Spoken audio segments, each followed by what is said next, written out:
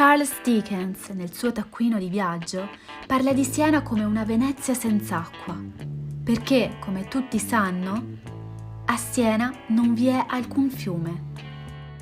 Eppure, nei tempi antichi, si credeva che ci fosse la Diana, un fiume sotterraneo che mai fu trovato. Furono addirittura scavati pozzi e consultati astrologi. So many different people to be that it's strange,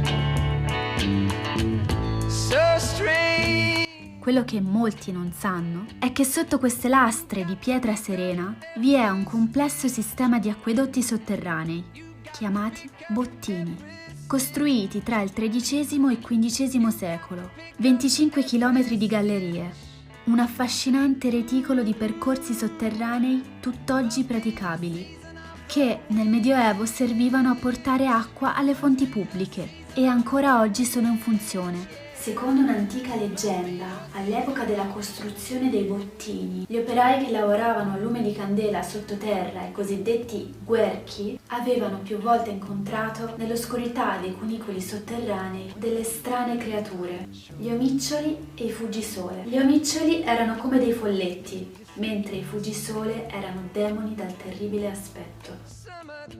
Un'altra curiosità riguarda il Duomo di Siena, capolavoro incredibile ricco di enigmi, emblemi ermetici e messaggi filosofici ed esoterici.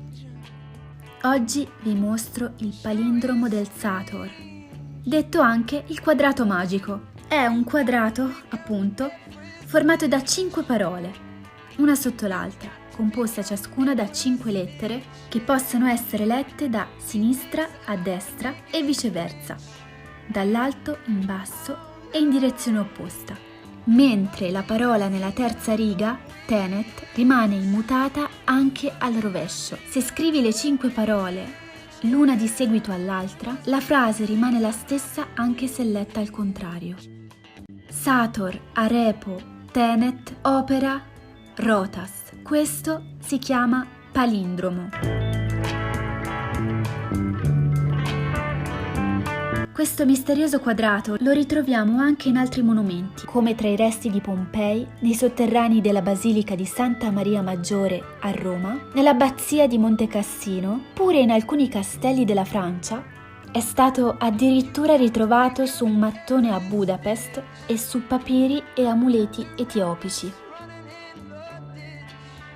Sempre qui vicino al Duomo c'è un'altra cosa che voglio mostrarvi, il punto esatto dove il diavolo ha spinto Santa Caterina da Siena. Secondo la leggenda, Santa Caterina perse gli incisivi a causa di questo piccolo diabolico incidente. Santa Caterina era una donna forte, ma ha avuto anche lei i suoi problemi con Satana. A Siena l'acqua non si tocca. Come vi ho raccontato prima, i bottini erano vitali per la città. Era vietato entrarci e la punizione era severa. Nel 1262 una donna, forse fiorentina, ne pagò le conseguenze sulla sua pelle. Letteralmente fu accusata davanti alla Santa Inquisizione di essere una strega che stava avvelenando l'acqua della città. Era davvero una strega? Non lo sappiamo. Ma non seppe spiegare cosa stesse facendo nei sotterranei dei bottini di Siena e fu così scorticata viva e bruciata in Piazza del Campo.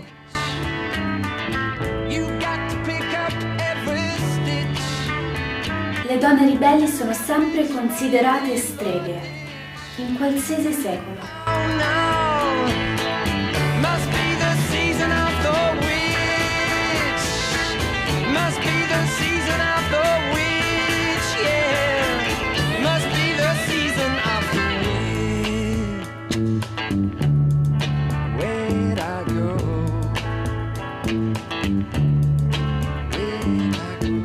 Questi sono solo alcuni dei segreti di Siena, ma la città è ricca di storie e racconti raccapriccianti che aspettano solo di essere svelati.